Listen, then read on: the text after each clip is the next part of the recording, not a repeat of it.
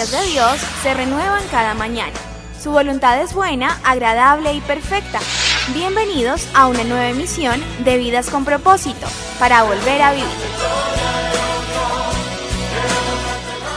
Dios estableció límites al sexo para tu protección, no para tu destrucción.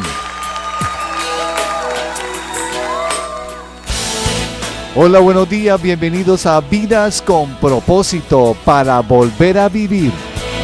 Les saluda Oscar Plata. En esta semana continuamos con la serie de miércoles y viernes titulada Los pecados sexuales. Esta serie fue iniciada en el mes anterior, así que hoy retomamos esta serie tan importante para su vida. Tú nos creaste con un propósito. Y el cuarto tema de esta serie que veremos en esta oportunidad es desviaciones sexuales, juicio divino. Y como de costumbre está nuevamente con nosotros el pastor Ángelo Becerra, pastor de la comunidad Vida con Propósito, Iglesia de las Asambleas de Dios de Colombia. Buenos días, Ángelo, bienvenido. Buenos días, Oscar, y buenos días a todos nuestros estimadísimos oyentes que nos escuchan en Vidas con Propósito. Para nosotros es un placer nuevamente estar con ustedes y les deseamos que en este nuevo año Dios les bendiga. Y cada día sobre la tierra. También nos acompaña Beatriz Cifuentes, líder de la iglesia. Buenos días, Beatriz. Buenos días, Oscar, y muy buenos días a todos nuestros oyentes de Vidas con Propósito. Y les damos las gracias por permitirnos llegar a sus vidas por medio de este espacio. Hasta aquí hemos visto 3 temas de nuestra serie Los pecados sexuales. El primer tema, ¿por qué Dios condena la inmoralidad sexual? El segundo, ¿cómo huir de la pornografía? Y el tercer tema, escalones que descienden al adulterio. Y les recomendamos que estos temas y muchos otros usted los puede escuchar y recomendar ingresando a nuestro canal de YouTube, colocando en el buscador de esta página Comunidad Vida con Propósito, y los disfrutará desde la comodidad de su hogar en cualquier horario. Estás escuchando Vidas con Propósito, para volver a vivir. Bueno, y entramos en materia, Pastor Ángelo, buenos días. ¿Y por qué tituló este tema Desviaciones sexuales, juicio divino? Beatriz, la razón para poner este título es porque así lo presenta la Biblia. Cuando el hombre se desvía sexualmente es porque Dios está determinando un juicio. Voy a leerle un pasaje que está en Romanos, capítulo 1, versículo 18, dice: por eso Dios los entregó a los malos deseos de sus corazones, que conducen a la impureza sexual, de modo que degradaron sus cuerpos los unos con los otros. Y bueno, definamos para este estudio el concepto de desviación sexual. Una desviación sexual es toda práctica sexual apartada de la perfecta voluntad de Dios que está revelada en su palabra. Es toda acción sexual pecaminosa que destruye, que degrada el cuerpo y que obviamente contraviene la santidad de Dios. En el contexto del versículo en mención, la desviación sexual tiene que ver específicamente con la depravación mental que va más allá de las relaciones sexuales naturales. Con esta definición en mente, entonces vamos a ver por medio de las Sagradas Escrituras que los desvíos en cuanto a lo sexual son parte anticipada del juicio divino. Cada vez que nosotros escuchamos a una persona defender su desvío sexual, su depravación sexual, estamos frente a alguien que está bajo el juicio de Dios. Obviamente pues ellos no lo ven así, no lo entienden, ni les preocupa tan siquiera que Dios piense al respecto de su condición desviada en cuanto a lo sexual. Pero tarde que temprano ellos van a recibir, si no se arrepienten, toda la justicia de un Dios que creó el cuerpo para ser santificado. Pastor, ¿cómo se llega a la desviación sexual? Bueno, podemos decir que nadie nace siendo un depravado sexual, y por eso es interesante su pregunta, ¿cómo se llega? ¿No? Porque es que nadie nace siendo un desviado en cuanto a lo sexual. Para llegar a esa condición se tienen que dar algunos pasos conscientes, de pronto, y bueno, tampoco queremos ser crueles. Algunos pasos son conscientes, otros por influencia, otros porque hubo abuso, pero es un estado al que se llega. Se tiene que ir en una franca rebeldía al principio básico de la sexualidad que ha sido diseñado por Dios, que lo entendemos muy bien. Dios hizo a un hombre hizo a una mujer y le colocó unos límites a esa sexualidad. El apóstol Pablo en su carta a los Romanos, en el capítulo 1, 18 al 32, capítulo 1, versículos 18 al 32, él dice enfáticamente que las desviaciones sexuales son parte del juicio de Dios a un hombre y a una mujer que neciamente se han rebelado contra él. Cada uno de los puntos que vamos a ver en este programa, entonces es parte del juicio de Dios que terminará su sentencia en el día del juicio final, cuando Dios envía al infierno de fuego a quienes se deleitaron en su maldad y pecado, que jamás aceptaron las buenas noticias del Evangelio, que jamás se arrepintieron de su pecado ante el Señor Jesucristo. Pastor Ángelo, existen personas que a pesar de practicar algunas desviaciones sexuales tienen valores morales como la honestidad, la responsabilidad, la solidaridad, el respeto, la tolerancia, entre muchos otros. Y al tenerlos dicen que aman a Dios, que aman al Señor. ¿Es esto posible? Que digan que aman a Dios, pues es posible, ¿cierto? Lo imposible es que en verdad lo amen. Y que quede bien claro, que ninguno que practique cualquier desvío sexual diga que ama o que respeta a Dios. Ya sea que se trate de una persona homosexual, de un pedófilo, de un adúltero, de un fornicario, de un bisexual, ninguno de ellos está mostrando respeto y reverencia por un Dios santo que nos demanda a nosotros pureza en todas las áreas, incluyendo el área sexual. ¿Qué principios o verdades vamos a manejar en este tema, digamos, tan espinoso de las desviaciones sexuales, juicio divino? En esta oportunidad, Oscar, como usted bien sabe, a mí me encantan los acrósticos. Entonces, con la palabra desvío, vamos a mirar cada una de las acciones que el hombre o que la mujer cometen contra Dios y que en última, pues se convierten en parte del juicio divino en vida, mientras se aguarda el juicio eterno, mientras se aguarda la condenación eterna. Y bueno, aclaro, no es que nos gocemos, no es que estemos atacando a las personas que han caído en estos desvíos, sino más bien este tema tiene como propósito mostrar los peligros a los que nos exponemos cuando nosotros tomamos decisiones equivocadas en nuestra vida sexual. Y bueno, no son los únicos pecados que llevarán al infierno, pero en la serie de los pecados sexuales pues tenemos que tratar las desviaciones sexuales. ¿Qué hace un hombre o una mujer para caer en desvío sexual y así entrar en el juicio divino? Empecemos con la letra D. Con la letra D, desaprobar la verdad de Dios, y es la primera acción. Ahí está aquí de primera porque es la primera acción. Cuando un hombre desaprueba la verdad de Dios, entonces ya empezó su juicio divino. Romanos 1:18 dice: ciertamente la ira de Dios viene revelándose desde el cielo contra toda impiedad e injusticia de los seres humanos que con su maldad obstruyen la verdad. ¿Qué es desaprobar? Desaprobar es reprobar o censurar a algo o a alguien. Es considerar que una cosa o una acción no están bien, o no son buenas, o no están conformes con algo. Y en cuanto a la verdad de Dios, entonces es desaprobar lo que Dios ha dicho por medio de su palabra revelada. Hace algunos años los diarios publicaron el caso de una familia rica e influyente, compuesta de papá, mamá, 2 hijos varones y una hija menor de 15 años de edad. Desde el día en que esta pareja se casaron, entonces esos papás dieron la impresión de ser una familia unida, una familia feliz, y quizá lo fueron hasta un tiempo, hasta el día en que el papá se enamoró de otra mujer. La mamá, entonces despechada, siguió su ejemplo. El hijo mayor se declaró homosexual, el segundo hijo se volvió un drogadicto y la hija adolescente resultó embarazada. ¿Qué pasó con esta familia? ¿Por qué terminaron tan mal? ¿Cuál fue el problema? Fue uno solo. Ellos desaprobaron la verdad de Dios, que condena cada uno de estos pecados que ellos cometieron. ¿Qué nos enseña el apóstol Pablo en Romanos 1:18? Te lo voy a volver a leer. Ciertamente la ira de Dios viene revelándose desde el cielo contra toda impiedad e injusticia de los seres humanos que con su maldad obstruyen la verdad. El apóstol Pablo nos enseña aquí, Oscar, que la verdad tiene alguien que se le opone.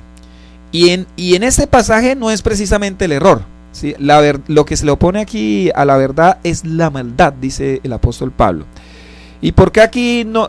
Aquí, bueno, dice que es la maldad. ¿Y por qué el error no es el único opositor de la verdad? Porque uno pensaría eso, ¿no? Lo que se opone a la verdad es el error. No, también la maldad. Entonces podemos decir que hay personas que por ignorancia se oponen a la verdad. Pero también hay otras personas que abiertamente, en franca rebeldía, se oponen a la verdad, es por su maldad. ¿Cómo sabemos que una persona está bajo juicio de Dios? Beatriz, cuando se niegan a aceptar la verdad. Cuando una persona se niega a aceptar la verdad, está bajo el juicio de Dios. Y pastor, ¿qué es lo que hace que se niegue a aceptarla? Según el apóstol Pablo en este versículo, dice que su propia maldad es lo que hace que se niegue. ¿Y qué acarreará su negación? Bueno, lo tengo que decir, suena tosco, suena duro, frío, pero así es, la condenación eterna. Y mire lo que nos revela el Evangelio de Juan. Juan 3, 19 al 20, vea lo que dice. El 16 todo el mundo lo sabe, ¿no? Juan 3, 16, porque de tal manera amó Dios al mundo, ¿no?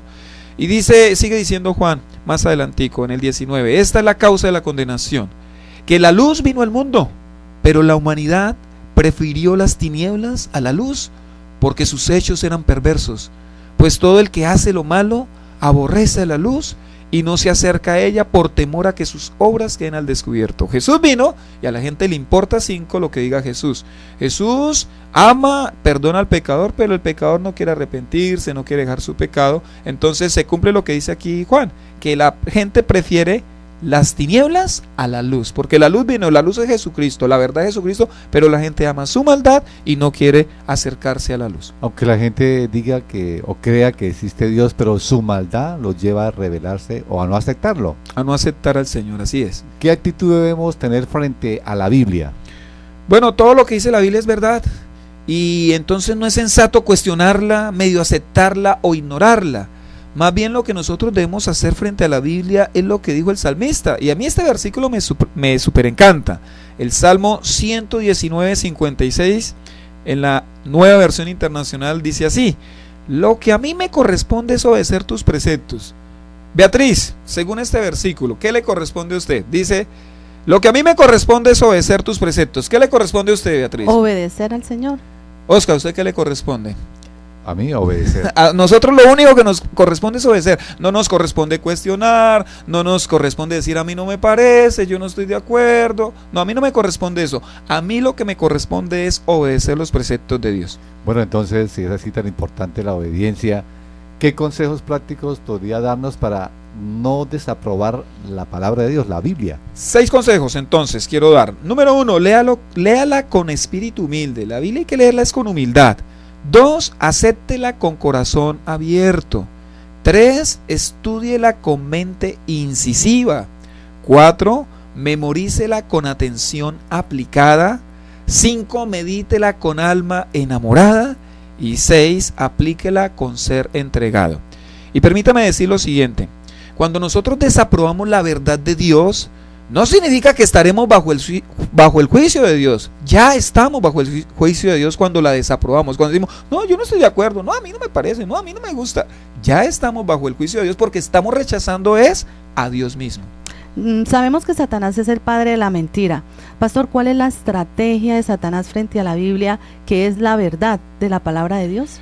Bueno, entonces la estrategia número 1 de Satanás es poner en tela de juicio la veracidad de la Biblia, la veracidad de las Escrituras. Y vea, muchos intelectuales comen ese cuento, ¿no? Entonces para ellos es más confiable lo que diga el internet, lo que diga el programa de televisión, lo que diga Nat Geo, lo que diga Discovery. Para ellos es más confiable eso que lo que diga la Biblia. Para ellos es más confiable un artículo que inicie más o menos así: los estudios dicen, las investigaciones dicen. Cuando un artículo lo dice así, entonces ellos lo creen. Pero si ellos encuentran un pasaje de la Biblia que inicia más o menos así: así dice el Señor, eso sí no lo creen. Tremendo, ¿no? Cómo es la mente y el corazón del hombre. Y este consejo va sobre todo para los jóvenes bachilleres o universitarios o que pronto van a estar en esos escenarios. Ustedes deben tomar la decisión de creer que la Biblia es la palabra inspirada por Dios y por lo tanto es infalible e inerrante. Si no lo creen, entonces no habrá futuro para sus vidas espirituales. Cuando Satanás logra desacreditar en la mente de alguien la Biblia, haciéndole creer que no es la palabra de Dios, que no vale la pena ser tenida en cuenta, o que es un libro cualquiera, obsoleto, pasado de moda, entonces ese alguien ya perdió el referente absoluto para guiar su propia vida.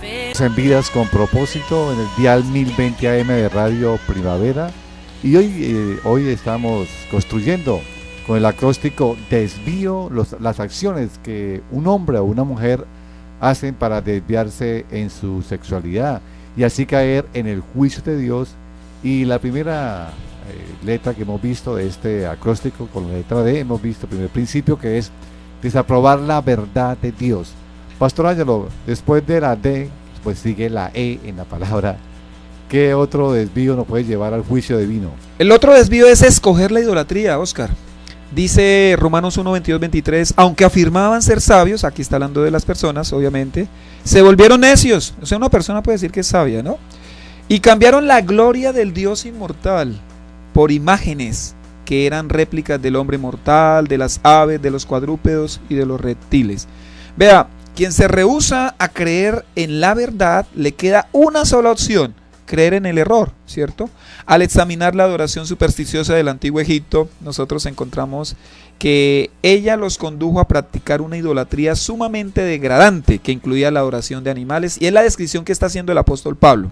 A muchos de los dioses más importantes se les solía representar con un cuerpo humano y la cabeza de un animal o pájaro. Por ejemplo, el dios Horus tenía la cabeza de halcón, el dios Thoth de un ibis o un mono. En algunos casos se creía que el dios realmente estaba encarnado en el cuerpo del animal, como en el caso de Apis. Al buey Apis, considerado como una encarnación del dios Osiris, se le mantenía en un templo, y cuando moría se efectuaba un funeral y un entierro complejo.